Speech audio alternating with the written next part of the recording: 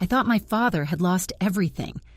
I didn't know yet that the only thing he had lost was the thing he'd chosen to lose, and that the life he had been quietly building in its place was something my husband, with all his lawyers and his calculations and his satisfaction at having outmaneuvered a grieving daughter and a fallen man, could not have imagined in his most ambitious dreams. But I'm getting ahead of myself. Let me tell you about the penthouse first.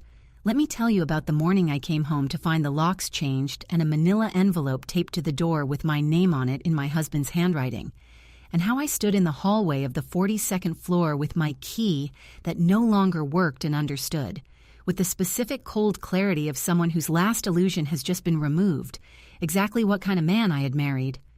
My name is Natalie Voss, 31 years old, former interior design consultant, which is the kind of job that sounds decorative until you realize it requires an understanding of architecture, client psychology, budget management, and the particular diplomacy of telling wealthy people that their taste is wrong in a way that makes them feel it was their idea to change it. I was good at my job. I had built a client list over 5 years that was respectable and growing, and I had done it on my own. Not on my father's name, not on my husband's connections, but on my own work and my own reputation. My father's name is Victor Voss. If you moved in certain circles in this city 10 years ago, you knew that name. Victor Voss, real estate developer, the man who had built 3 of the city's most recognized commercial properties from nothing, and whose company, Voss Development Group, had been, for nearly 2 decades, one of the most quietly powerful private firms in the region. He was not famous in the celebrity sense. He did not seek attention, did not court press, did not build his identity around his net worth. He built things, good things, solid things, buildings that were still standing and still full of tenants 20 years after they were completed. He was, in every sense that I understood and valued, a self-made man, and he was my father, and I had grown up knowing that the security surrounding my childhood was real and earned. 3 years ago, Voss Development Group collapsed. Not quickly, not in the dramatic single-moment way of a scandal or a fraud. Slowly, over 18 months, in the way that real financial disasters tend to happen, a combination of over-leveraged projects, a market shift that came faster than anyone predicted, 2 anchor tenants pulling out of a major commercial development simultaneously, and a credit line that had been extended to its absolute limit, and was then, in the space of 6 weeks, called in. My father lost the company. He lost the portfolio. He lost the office building, the commercial properties, the development pipeline that had been his life's work. He retained the family home, barely through a restructuring agreement, and his personal savings, which were significantly less than anyone who had known him at the height of his success would have assumed. He lost his reputation, or believed he had. This was the part that hurt him most, I think. Not the money which he had made before and understood as something that could be made and lost and made again, but the name. Victor Voss, whose buildings were in the skyline of this city, spending his days in a reduced apartment trying to figure out what came next at 63 years old. He didn't complain. He never complained. When I called him, he was steady and measured and focused on the next practical step, and only sometimes, in the particular quality of a pause, before he changed the subject, could I hear the weight of it. My husband, my now former husband, was Richard Hayward, 38 years old, finance, the kind of man who describes his own success with the precision of someone who has rehearsed it and the confidence of someone who has never been seriously tested. He was handsome, polished, certain of himself in every room he entered. I had met him 4 years ago at a client's dinner party, when my father's company was still operating and the Voss name still carried its full weight, and he had been attentive and impressive and interested in a way that I found, at the time, genuinely flattering. I understand now that he was interested in a specific thing and that the thing was not me. We dated for 8 months and married quickly. Too quickly, I see now, but speed is part of the technique of people who need something before you have time to examine what they want. We moved into the penthouse on Meridian. His purchase, he said, an investment property he had been planning to acquire for some time and that our marriage made the right moment for. It was beautiful. 42nd floor, floor-to-ceiling windows, a view of the city that made everything below look like a model of itself. I love that apartment with the particular love of someone who has been given something genuinely beautiful and has not yet understood the terms. The terms arrived with my father's bankruptcy. Richard changed in the weeks after my father's company collapsed. Not immediately. Immediately, he was kind or performed kindness well enough that I could not distinguish it from the real thing. He said the right things. He put his arm around me. He said family was what mattered, that money was just money, that he was there. And then gradually, and then less gradually, and then not at all gradually, he became someone else. He started talking about my father differently. First with what presented as concern, then with impatience thinly veiled as practicality. He said things like, "Your father made his choices, and I can't be expected to absorb someone else's bad decisions." And once, in the kitchen, with the flat certainty of someone stating a fact, "Your father is a liability." I should have left then. I know this. I know it with the comprehensive hindsight of someone who has examined every decision point and can identify precisely where the door was and when it was still open. I did not leave then. I believed in the marriage. I believed in the man I thought I had married. I kept working with the private understanding of someone who is supplementing a household income that has become unreliable. And I told myself that Richard's distance was stress, his coldness was pressure. His comments about my father were the unpleasant but ultimately harmless frustrations of a man dealing with difficult circumstances. He was dealing with difficult circumstances. The circumstances were me, and he was dealing with how to remove them. The divorce papers arrived on a Thursday morning, not in person, not a conversation, not even a phone call, a courier. A thick envelope delivered to my design studio, signed for by my assistant who brought it to me with the expression of someone who has guessed what's inside and feels terrible about it. I opened it at my desk. I read the first 3 pages. I set them down. I read them again. Richard had filed for divorce. He had filed citing irreconcilable differences, which is the legal language for I've decided this is over and I am not interested in discussing it. He had filed, and his filing included a document I had not expected, a property claim asserting that the Meridian penthouse was his sole asset, purchased before the marriage, maintained with his personal funds, and that I had no claim to it. I read this section 4 times. I had lived in that apartment for 2.5 years. I had made it a home, not just decoratively, though I had done that too, had redesigned 2 of the rooms and sourced every piece of furniture with the professional eye and personal investment of someone who intended to stay. I had contributed to the maintenance, the utilities, the costs of running a 42nd floor apartment in this city. I had assumed, as married people assume, that what we shared was shared. I had never looked at the deed. This is the thing I return to most often in my accounting of my own failures. I had never looked at the deed. The apartment was in his name. It had always been in his name. He had purchased it, as he said, before the marriage, and the prenuptial agreement, which I had signed 8 months into a relationship during which I had been told repeatedly that the prenup was just a formality, just something his lawyers required, just a routine document that protected both of them. The prenuptial agreement I had signed contained a clause that I had not had adequately explained to me, a clause that defined separately held premarital assets with a breadth that covered, apparently, a property that had been purchased 2 weeks before our wedding. 2 weeks before our wedding. I called my lawyer. My lawyer, a woman I had used for contract work, not a divorce specialist, read the prenup over the phone and was quiet for a long time. "You need a family law specialist," she said. "Today." I called 3 family law firms that afternoon. The third one could see me the next morning. I went home to the Meridian that evening, for what would be the last time, though I did not know this yet, and I moved through the apartment that I had made into a home and felt the particular vertigo of a person who is standing in a place and understanding that the ground under it is not what she believed. The view was the same. The city below was the same, 42 floors of lights and ordinary life. The furniture I had chosen was the same. None of it was mine in the way I had thought it was mine. Richard was not there. He had not been there for 4 days, a pattern that I had attributed to work, and that I understood now was the logistics of removing himself from a situation he had already resolved in his own accounting. I called my father that evening. He answered on the second ring, which he always did.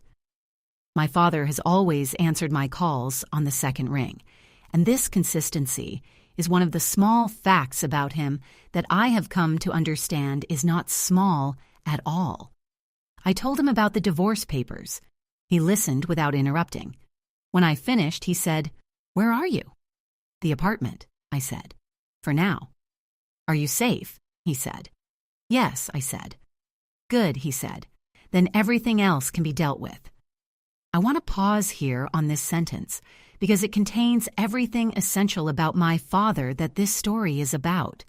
Not the Victor Voss of the development company and the city skyline and the portfolio that had collapsed, but the man. Everything else can be dealt with. Not minimizing, not dismissing. Just the bedrock certainty of a person who has decided that the hierarchy of what matters is clear, and that at the top of the hierarchy is whether his daughter is safe, and that everything below that can be addressed in sequence, practically without panic. I did not sleep that night. I lay in the bedroom of the Meridian penthouse and looked at the ceiling and thought about 2.5 years and a prenuptial agreement I had signed too quickly, and a man who had waited with the patience of someone executing a plan for the right moment to file. The right moment, I understood now, was after my father went bankrupt, because before the bankruptcy, the Voss name was a complication for Richard. It connected me to a world of connections and resources that made me less vulnerable. After the bankruptcy, he'd done his calculation and concluded that I was isolated, that without my father's standing, I was, in his specific and revealing vocabulary, a burden, that the easiest exit was now available. He had been waiting for my father to fall. The next morning, I arrived at the Meridian to discover the locks had been changed overnight. I stood at the door of the apartment that I had lived in for 2.5 years, the apartment where I had made a home and planned a future and believed I was loved, and I could not get in. There was an envelope taped to the door. Manila, my name in Richard's handwriting, the handwriting I knew as well as my own. I opened it in the hallway. Inside was a typed letter on his lawyer's letterhead, informing me that I had 30 days to retrieve any personal belongings, by appointment only, at times to be coordinated through legal counsel.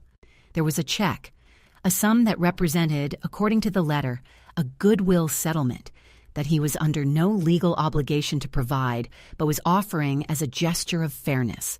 The sum was insulting, not because it was small in absolute terms, but because of what it communicated. This was what he thought my years were worth.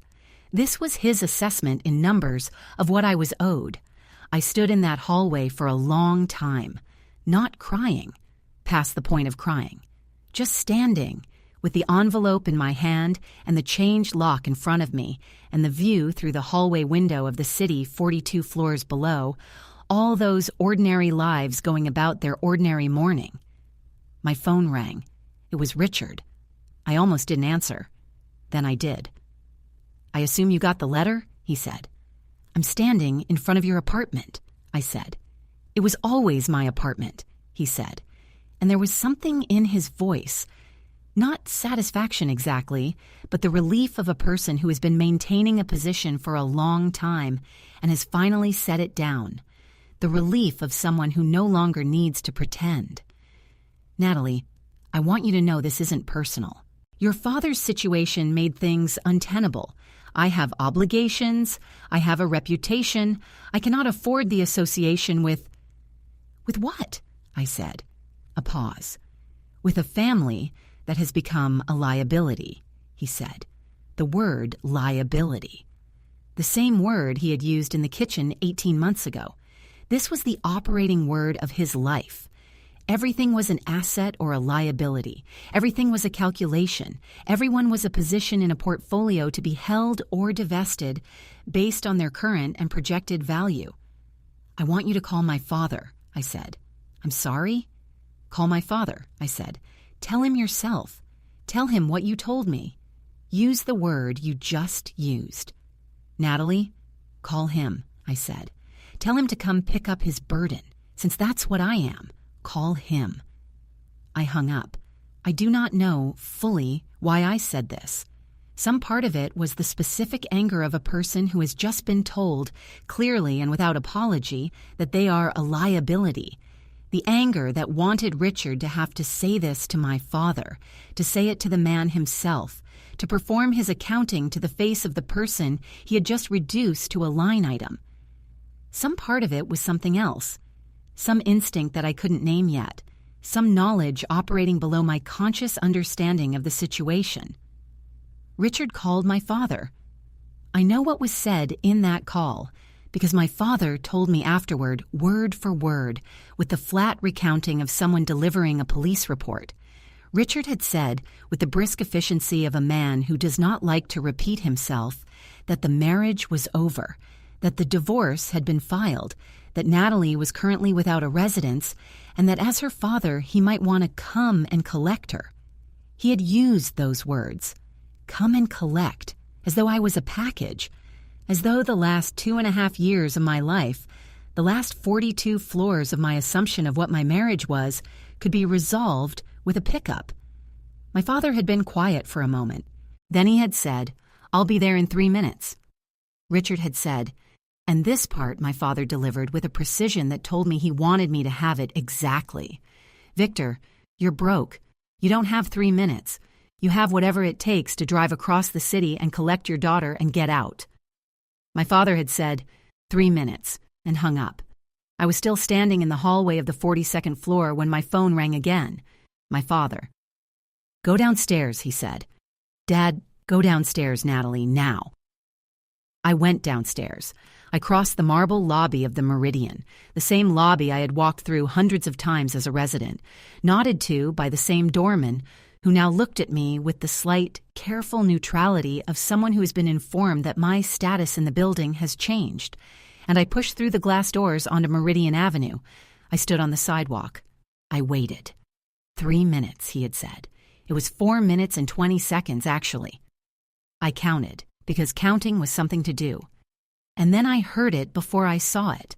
The low, particular sound of a well-engineered engine, multiple engines arriving not with aggression, but with the unhurried certainty of something that does not need to announce itself because its presence is announcement enough.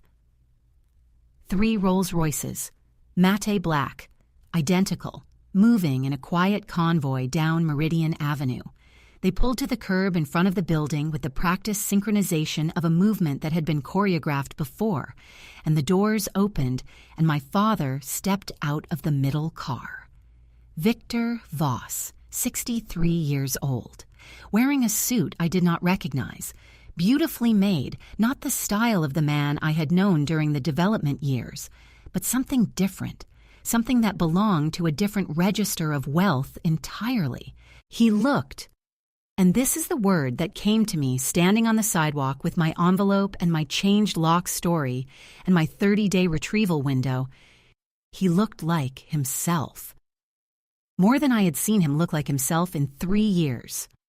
The weight that had been on him during the bankruptcy, the compression of a man carrying something that was costing him more than money, it was gone. He walked toward me and took me in his arms and held me for a moment on the sidewalk in front of the Meridian with the 3 black cars behind him, and I did not ask any questions because there were no questions that needed to be asked yet. "Come," he said, "let's go." "Dad," I said. "What is in the car?" he said, gently. "I'll explain in the car." I got in. The interior of the Rolls-Royce smelled of leather and something faintly cedar adjacent, the particular quality of a space that has been maintained with care. I sat in the back seat with my father beside me and the city moving past the tinted windows, and I looked at him. Really looked at him. The way you look at someone when you suddenly need to recalibrate your entire understanding of who they are. He was watching me with the expression he had worn my whole life during the moments that mattered. Calm, present, the slight tightness around his eyes that was the only external evidence of internal feeling. "The cars," I said. "Yes," he said. "Dad." "I know," he said. "I have some explaining to do." "That would be an understatement," I said. The car moved smoothly through the city. One of the other two Rolls-Royces was ahead of us, one behind, a configuration I associated with a level of security arrangement that I had never had occasion to be inside before. I looked at the driver, who was young and professional and not someone I recognized, and I looked at the phone in my father's hand, which was newer and sleeker than the phone I associated with him, and I looked at my father's suit and my father's face and tried to locate, inside the man I had known during the bankruptcy years, the measured, reduced, quietly struggling man, the person sitting beside me now. "Tell me," I said. He told me. The story my father told me in the back of that car was not the story I had understood to be the truth for the last 3 years, and the distance between the two stories was so large that I sat with it in silence for a long time after he finished, looking out the window at the city, recalibrating. When Voss Development Group began its collapse, when the first signs appeared, the over-leveraged projects and the market shift and the credit line tightening, my father had done something that he had told no one at the time and had told almost no one since. He had recognized, 8 months before the public collapse, that the company was not savable in its current form. He had spent 6 months quietly doing 2 things simultaneously: executing the legitimate wind-down of the company in a way that protected every creditor and employee to the full extent of his ability, and making a different set of moves in a different arena that he had been developing in private for nearly 4 years. He had been building something else, not real estate, not in the traditional development sense that had made and then cost him his first fortune. Something different, a private equity structure, built with 2 partners I had never heard of, focused on acquiring distressed commercial assets in the period of a down market and restructuring them for long-term hold. The strategy was not new, but my father's execution of it drew on 30 years of knowing which buildings had real bones and which ones were cosmetic, which markets were temporarily depressed and which were structurally compromised, which operators could be replaced, and which assets could be held and appreciated into a different cycle. The bankruptcy of Voss Development Group had been, in the public accounting, a genuine disaster. In my father's private accounting, it had also been a clearing event. The removal of a structure that had become too large and too exposed, replaced with something smaller, more controlled, less visible, and in the 3 years since the collapse, substantially more valuable. "How much?" I said. He told me. I looked at him. "That's not," I started. "No," he said. "It's more than the development company was worth at its peak." I sat with this. 3 years of watching my father navigate what I had understood to be genuine financial hardship. The reduced apartment, the careful conversations about money, the way he had declined certain things and simplified others. And understanding now that the reduction had been partly genuine in the early period and partly strategic. He had been building in private. He had not told me because he had not told anyone, because the strategy required that the market and the people in it believe that Victor Voss was finished, because finished men are not competition and do not attract the attention that disrupts quiet accumulation. "You let me believe you were broke," I said.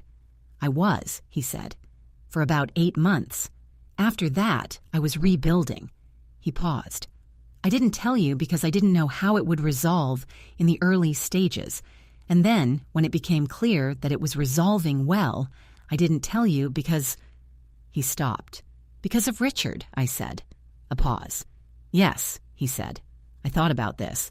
About my father watching Richard across dinners and holiday gatherings and the careful social performances of our marriage, and making his own accounting of the man.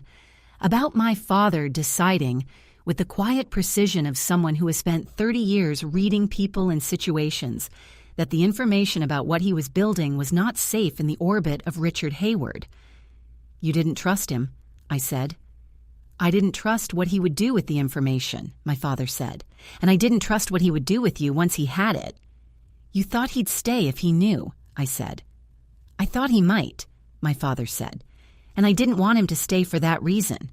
I wanted to know what he would do when he thought I had nothing. He looked at me steadily. I needed to know who he was, Natalie.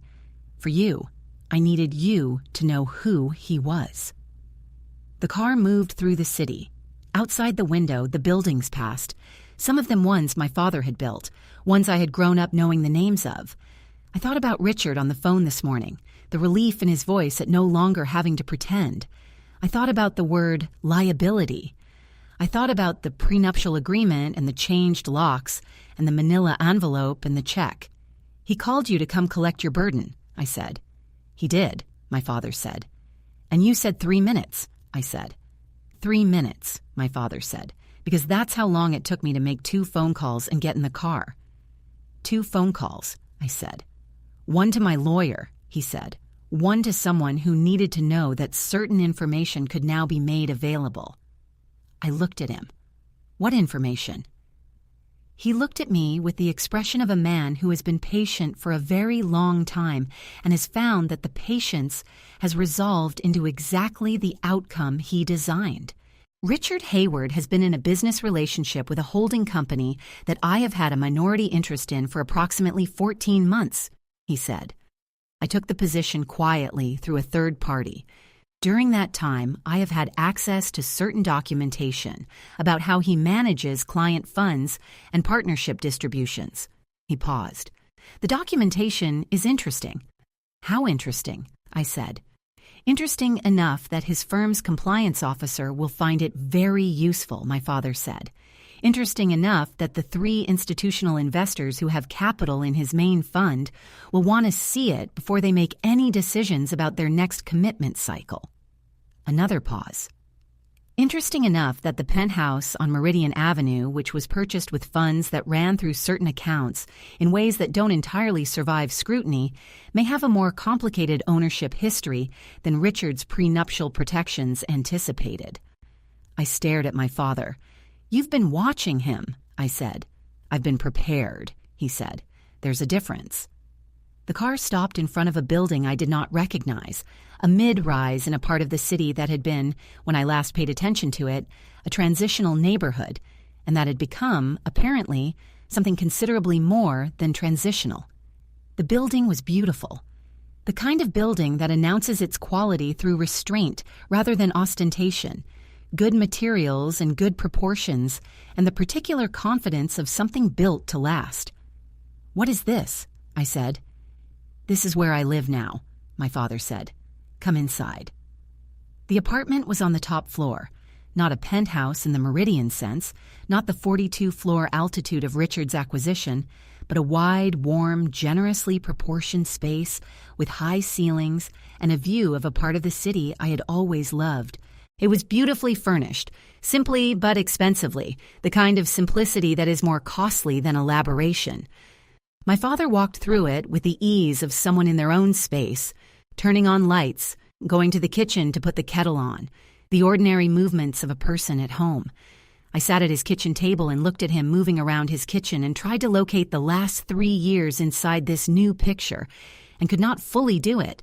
Not because the years hadn't been real.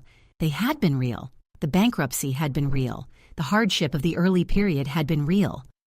But because the story had been longer and more deliberate than I had understood, and the man who had lived inside it had been further ahead of it than I had known. I'm angry, I said. He looked at me. He sat down across the table. I know, he said. You let me worry about you for 3 years, I said. You let me believe that I was struggling, he said. Yes, in the beginning I was, and after that I let the appearance continue because it was useful and because I needed to know certain things. He paused. I'm sorry for the worry. I am not sorry for the knowledge it produced. About Richard, he said. I sat with my hands flat on his kitchen table and thought about the years, about the calls where I had listened carefully for the weight in his pauses, About the birthday dinner where I had quietly paid the bill because I thought he might be managing his spending. About the way I had calibrated my conversations with him around not adding to his stress. 3 years of calibrating for a difficulty that was real at the start and then became, gradually, something else. "You could have told me," I said. "At some point. You could have said," "What?" he said gently. "That I was recovering? That things were improving? And what would you have done with that, inside your marriage to Richard Hayward?" I thought about this honestly. About Richard's antenna for advantage, his sensitivity to the landscape of resources around him, about the way information moved through a marriage whether you intended it to or not. "He would have known," I said. "He would have known," my father said, "and we would not have known what we know now." The kettle finished. He made tea, the same tea he had made my whole life, the same particular brand in the same white mugs, the one continuous domestic fact across all the versions of our lives. He set a mug in front of me and sat back down. "What happens now?" I said. "Now," he said. "We deal with your marriage, your apartment, and Richard Hayward, in that order." My father's lawyer was a woman named Constance Park, 60 years old, with the specific quality of someone who has spent 4 decades being the most prepared person in every room she entered. She had been my father's lawyer through the bankruptcy and through what came after, and she had the full picture. Not just the divorce documents and the prenuptial agreement, but the documentation my father had gathered over 14 months of quiet, strategic proximity to Richard's business operations. We met with her the following morning in an office that occupied a floor of a building my father had, I learned during the meeting, purchased as part of his recovery portfolio. Constance laid out the situation with the brisk, unadorned clarity of someone who prefers to deal in facts. The prenuptial agreement was valid. Richard's ownership of the Meridian penthouse as a premarital asset was likely defensible on its face. However, and this was where Constance's presentation acquired a particular quality of precision, the provenance of the funds used to purchase the Meridian penthouse was not clean. The purchase had been made through a series of transactions that involved a partnership account, and the partnership account had distributions from a fund that was, during the period in question, commingling client capital with personal investment capital in ways that the fund's governing documents explicitly prohibited. "In other words," I said. "In other words," Constance said, "the apartment was purchased with money that does not have an entirely legitimate claim to being his personal asset, because the source of the money was an account that mixed his money with his client's money, which means the characterization of the penthouse as a clean premarital personal asset is available to challenge." She paused. "It also means that the relevant regulatory bodies may have questions about the fund's management that go beyond the scope of your divorce proceedings." She set a folder on the table in front of me. "Your father's counsel has prepared a communication to Richard's firm's compliance officer, to the 3 institutional investors currently in his main fund, and to the relevant financial regulator. The communication is ready to send. It will not be sent as part of your divorce proceedings. That would constitute leverage, which is legally problematic. It will be sent because the information is accurate and the recipients have a legitimate interest in it." "And the divorce?" I said. "Richard's legal team will shortly be receiving a communication from our office," Constance said. "That outlines our position on the penthouse and indicates that we have documentation that may be relevant to the question of asset provenance. My experience in these situations is that the other party typically becomes interested in a settlement that avoids extended discovery." She looked at me. "He will want this to be quiet and resolved quickly. That is leverage we do not have to manufacture. It exists naturally, given what we know." I sat in the conference room of my father's building and looked at the folder and thought about Richard on the phone, saying, "Your father is a liability," and about the manila envelope on the door of the 42nd floor, and about the check that had represented his assessment of what my years were worth. "What's our number?" I said. Constance and my father exchanged a brief look. Constance named a figure. It was substantially more than the check. It was substantially more than the value of the penthouse. It accounted for the duration of the marriage, my contribution to the household, and what Constance described as the cost of the manner of dissolution, the changed locks, the courier-delivered papers, the phone call instructing my father to come collect his burden. "He'll push back," I said. "He'll push back once," Constance said. "Then he'll accept." She was right. Richard's lawyer called 2 days later. The conversation with Constance lasted 40 minutes, and at the end of it, a settlement framework had been agreed in principle that would be formalized over the following weeks. Richard did not call me. He communicated entirely through counsel, which was fine. I had nothing to say to him that required his voice. I moved into my father's building during the settlement period. He had a guest apartment on the 8th floor, spare, well-appointed, with the same good light as his own apartment above. I lived there for 6 weeks and used the time the way you use periods of enforced stillness. Reading, thinking, reassessing, identifying the shape of what had happened and what I wanted the next thing to look like.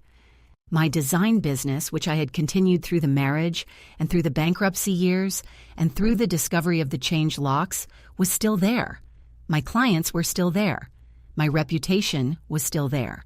This was the thing I had built on my own, and it had not depended on Richard's resources or my father's name, and it had not moved when both of those things shifted. I found this stabilizing in a way I had not fully appreciated before, the knowledge that the ground under my work was ground I had made myself. Rachel, my closest friend, came for dinner one evening in the guest apartment. She sat at my small table with wine and listened to the full account of everything. The divorce papers, the locks, the convoy, the documentation, the settlement. And when I finished, she was quiet for a moment. "The Rolls-Royces," she said. "3 of them," I said. "Your father," she said, with the particular tone of someone revising an entire assessment in real time. "Yes," I said. "He let you worry about him for 3 years," she said. "He did," I said. "Are you still angry about that?" she said. I thought about this honestly. "Less than I was," I said. "I understand why he did it. I wish he had trusted me with it sooner, but I understand why he didn't." I paused. He was right about Richard. The information we only had because Richard believed my father was finished. If he'd known otherwise, "He'd have stayed," Rachel said, "and you wouldn't have known who he was." "Yes," I said. She considered this. "That's a long game," she said. "My father plays long games," I said. "I'm learning." The settlement was finalized on a Thursday morning, 6 weeks after the courier had delivered the divorce papers to my design studio. Constance sent me the signed documents by email with a note that read, "As expected, well done." The amount was exactly the figure she had named in the conference room. Richard had pushed back once, as predicted, and then accepted. I sat with the settlement documents and thought about what I wanted to do next. Not about the money. The money was an instrument, something to be put to use. About the life. About the shape of the next thing, built with the full knowledge of what the last thing had revealed. I called my father. "It's done," I said. "I know," he said. "Constance told me." "I want to talk to you about something," I said. "Come up," he said. "I'll put coffee on." I went upstairs to his apartment, the wide, warm space with the high ceilings and the view of the city I had always loved, and sat at his kitchen table while he made coffee. The morning light was the particular quality of late autumn, low and specific, making the room look like the inside of something deliberate. "I want to come work with you," I said. He turned from the coffee maker and looked at me. "Not in design," I said. "Not full-time. I'm keeping the design practice. That's mine and I'm keeping it. But what you've been building, the recovery portfolio, the distressed asset work, I want to understand it. I want to be part of it." I paused. I'm good at knowing what a space is worth. I'm good at knowing what can be saved and what can't. I've been doing that professionally for 5 years, and I've never applied it at the scale you work at. My father looked at me for a long time. The expression on his face was something I recognized from my whole life. The particular expression he wore when he was pleased, but was not going to say so immediately, when he was measuring something before he confirmed it. "You'd have to start at the beginning," he said, "learning the structure. It's not the same as design." "I know," I said. I'm not afraid of the beginning." He was quiet for another moment. Then he set 2 mugs of coffee on the table and sat down across from me. "There's a property in the Eastern portfolio," he said. "Mixed use, 6 stories, acquired 8 months ago at significant discount, currently underperforming on the commercial floors. I've been trying to figure out what to do with those floors for 2 quarters." "What are the floors?" I said. "Retail and light office," he said. "Wrong configuration for current demand. The space is good, the bones are right. The use is wrong." I looked at him. "Show me the plans," I said. He looked at me with the expression of a man who has been waiting for this conversation without knowing how to start it, and who has now discovered that it started itself. He went to his desk. He came back with a folder. He opened it on the table between us. We worked for 4 hours. I forgot about the settlement documents and the divorce and the manila envelope and the changed locks and the 3-plate table that was not this story but another one. I looked at the floor plans and I thought about the space, and I said what I saw, and my father listened and asked questions and occasionally said yes in the way he said yes when he meant that was exactly right. At the end of the 4 hours, he sat back and looked at me. "When can you start?" he said. "I already have," I said. 6 months later, the Eastern Portfolio property opened its commercial floors in a new configuration that had been my concept and my father's execution, a hybrid work and event space that had been leased before the renovation was complete. I stood at the opening with a glass of something in my hand and looked at what had been built and felt the particular satisfaction of work that has become real, that has moved from idea to plan to physical fact in the world. My father stood beside me. He was wearing the same kind of suit he had been wearing the day of the convoy. The suit of the person he was now, the person he had been becoming for 3 years, while I understood him to be someone else. "Richard called me again," I said. My father looked at me. "When?" "Last week," I said. "His firm lost 2 of the institutional investors. He's restructuring." I paused. He wanted to talk. "What did you say?" my father said. "I said I was busy," I said. "I said I'd have my lawyer call his lawyer if there was anything that required a response." My father was quiet for a moment. Then he said, "Good." "He used the word burden," I said. "He called me a burden when he filed. He told you to come pick up your burden." "I remember," my father said. "I've been thinking about that word," I said, "about what he meant by it and what it actually means. He meant it as a cost, someone who requires resources and returns diminished value, a liability in human form." I paused. "But the other meaning of burden is weight, and weight, in the right structure, is what holds things in place. Weight is stability. Weight is what keeps a building on its foundation." My father looked at me with the expression I had been seeing more frequently in the last 6 months, something that lived between pride and recognition, the look of someone seeing a person they knew well become more fully themselves. "Yes," he said. "He miscalculated the asset," I said. "He did," my father said. Outside the building, the city moved in its ordinary way. Lights and traffic and people and the continuous, indifferent business of a world that does not pause for individual disasters or individual recoveries. The building behind us was solid and purposeful and full of the potential of a good space correctly used. I had a father who played a long game and who had been right about what the long game would reveal. I had work that was mine. I had a settlement that represented, in the cold language of legal resolution, what I was owed for the years I had given to a man who had looked at me and seen a liability. I had looked back and seen the same thing, and been right. The difference between us was simple. His calculation had been about subtraction. Mine was about what you build after. I was already building.